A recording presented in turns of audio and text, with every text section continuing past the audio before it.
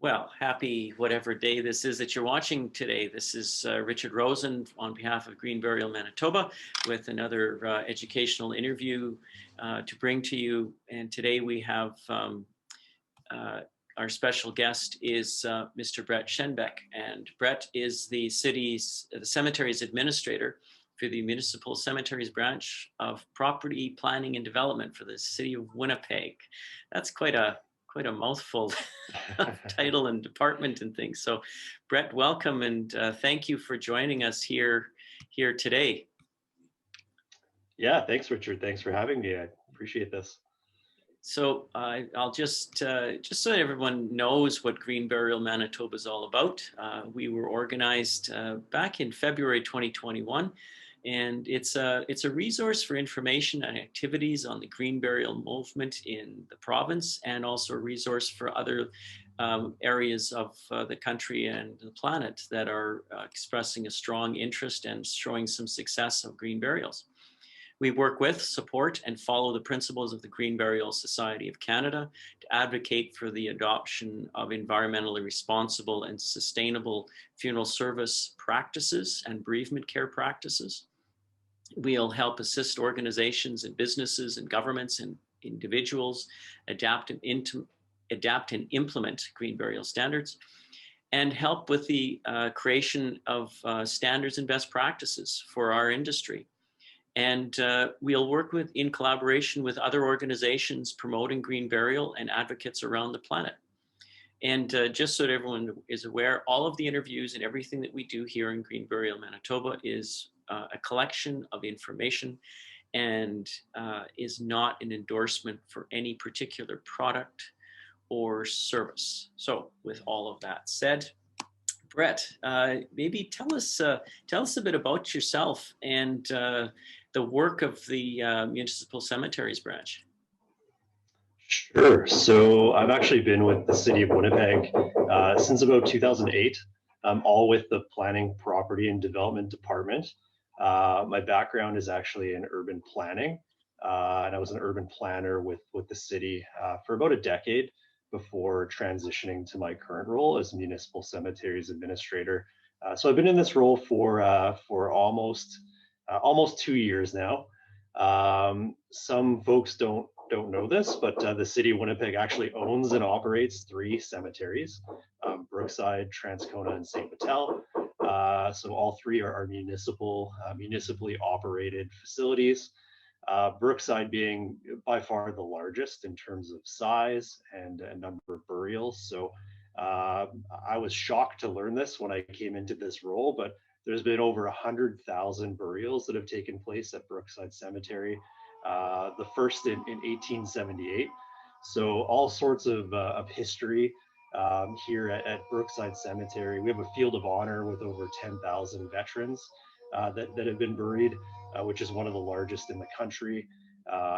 There's politicians and athletes and all sorts of notable Manitobans that are buried here. So Brookside, along with Transcona and St. Vital, are all filled with rich history, and they're just beautiful places. And I would encourage anyone to check them out.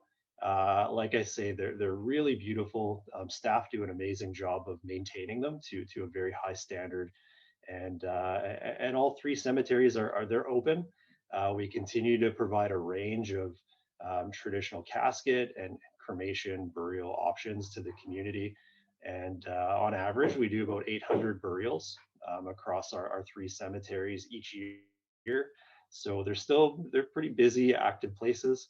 And as I say, we provide a range of options to the community.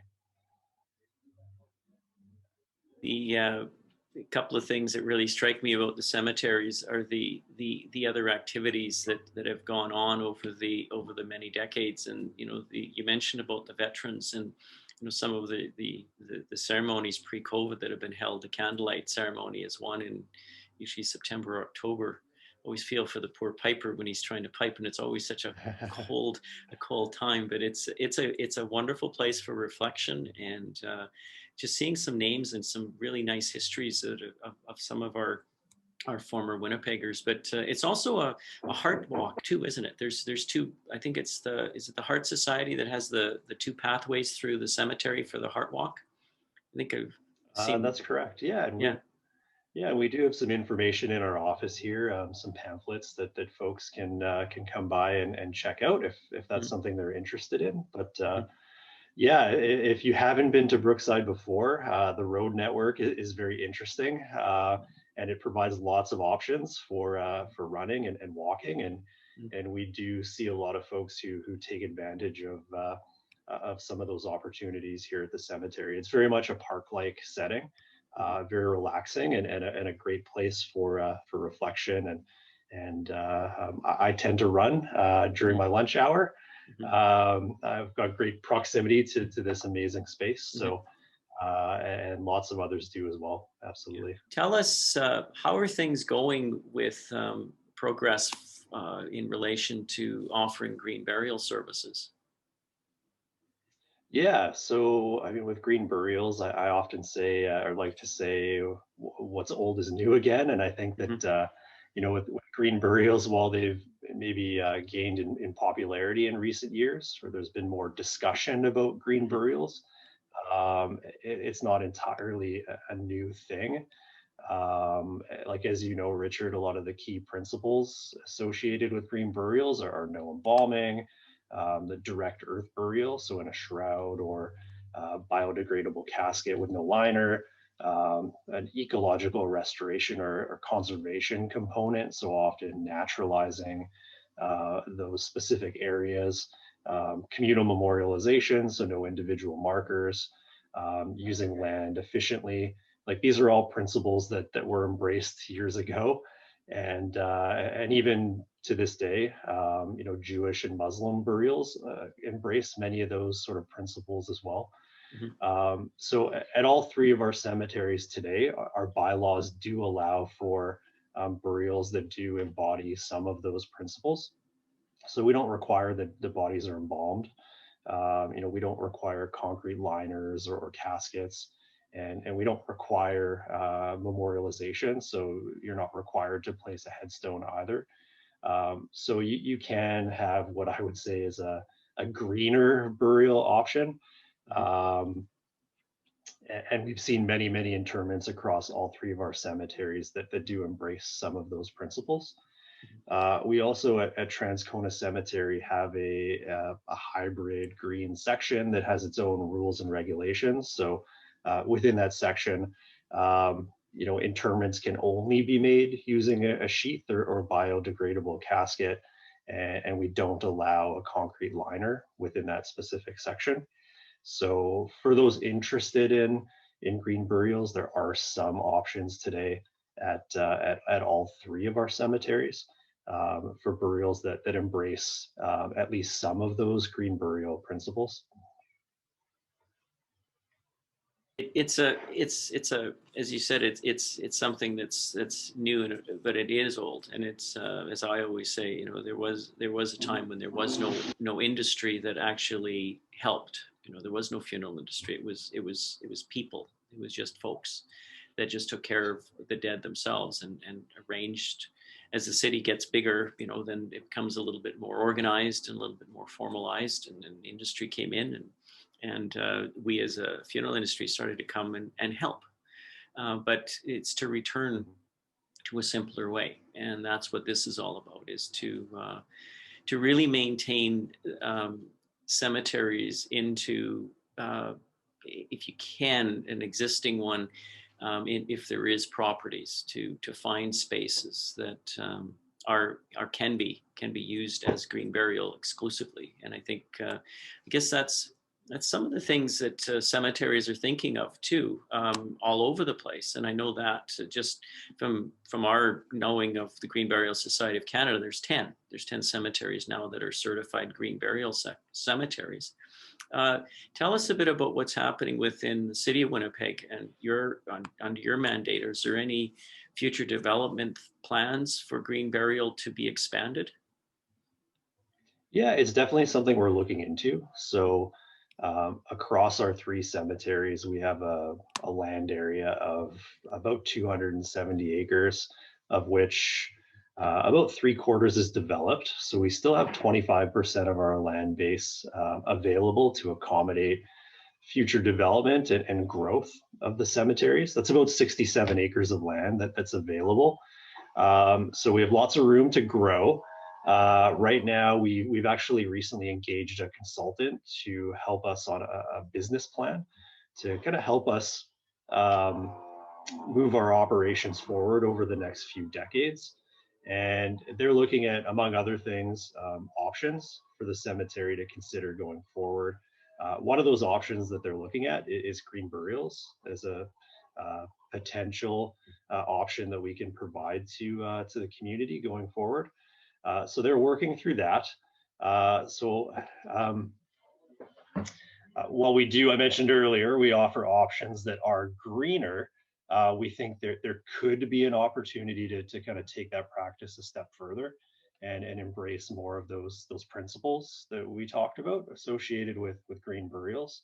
So, for example, we may consider an area or areas within several one or several cemeteries that we manage to dedicate exclusively to green burials. And that's something you mentioned, Richard, across the country. There are other cemeteries that have done that. And that's something that we are looking into. So potentially a section or sections that are dedicated exclusively to providing green burials. Uh, Potentially within that section, we might look at communal memorialization. So no individual markers, not allowing chemical embalming. And something we've seen some other cemeteries do really successfully is naturalizing those areas with native species. So something in Manitoba that we might look to consider is naturalizing an area with native tallgrass prairie, for example. So those are things we're kind of looking at. Again, it's preliminary. We have a consultant that we're working with who's going to help provide some recommendations for how we can best move forward. But I think that we could certainly take our practice a step further and fill that growing demand that we're seeing in the market. So not something we provide today, but we're looking at that for the future. Right.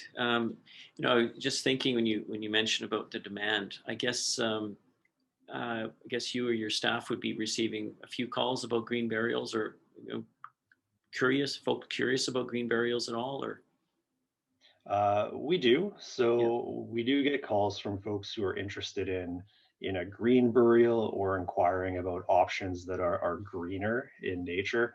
Like I certainly wouldn't say that the community is beating down our doors at this point. But every couple of weeks we do get a call for someone who's interested in what sort of options might be available. So yeah, we certainly do get some calls. From my perspective, I think it's an area that will likely experience increasing demand over time. I think there's definitely a segment of the population that's interested in their environmental impact and minimizing their ecological footprint.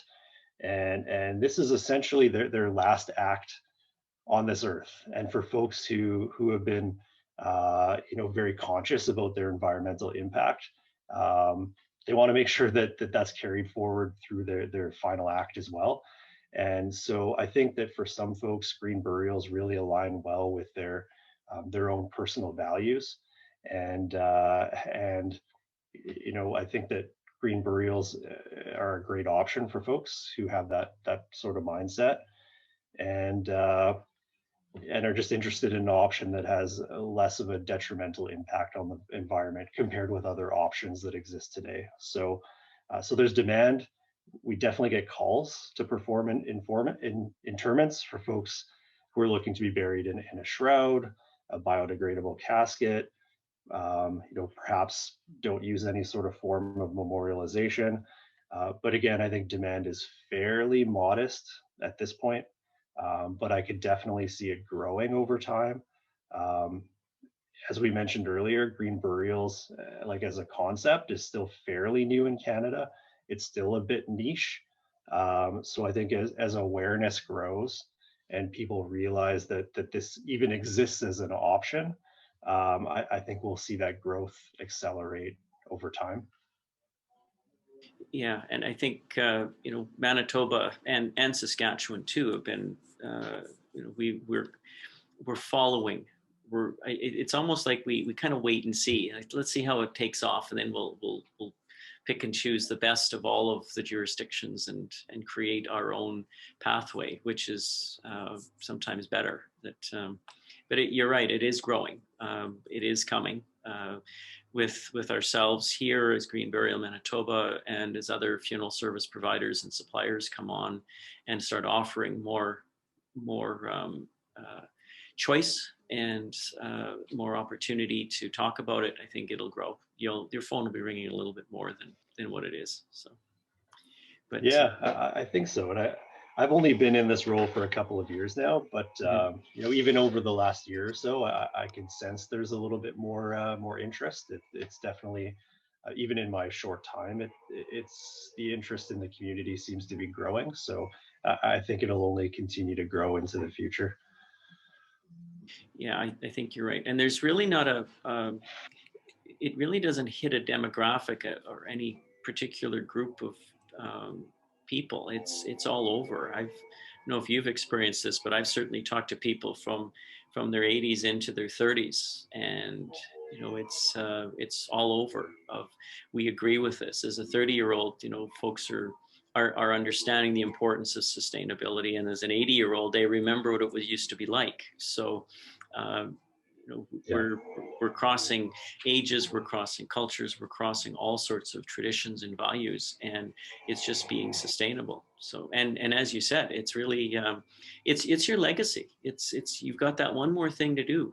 Um, it's Mhm. just because your heart stops beating doesn't mean that your legacy for the environment has to stop. And so we thank you for all of the efforts that you're making on behalf of the municipal cemeteries of moving forward and exploring. And as you said, this is a long-term commitment of 20 year looking looking forward. That you want to do it right and make sure that you've got everything in place. And we thank you for that. So. Any parting words or anything? Because we're just about wrapped up here, I think, Brett. I don't can't think of anything else to Uh, ask you. So Yeah, I don't think so. I think we covered most things off. yeah, good. Okay. Again, it was good chatting with you, and I appreciate the opportunity to connect. And I know you're very passionate about green burials, and you're a big advocate here in the province. So that's great. And I think if any folks in the community are interested in greener burial options, or even just to chat about green burials, I'm always happy to connect with folks. And Mhm. feel free to pop by our office here at Brookside Cemetery, or give our office a call. Mhm. Okay. Very good.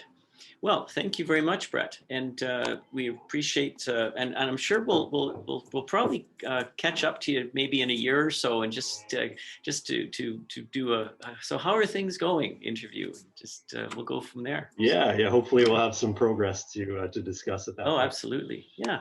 Well, we thanks again, Brett, and to everyone joining us here today. We thank you very much for your time, your investment of time. We hope that you've learned something new about what's going on with the Green Burial movement here in Manitoba. This is Richard Rosen on behalf of Green Burial Manitoba. Keep safe and keep smiling. Thanks.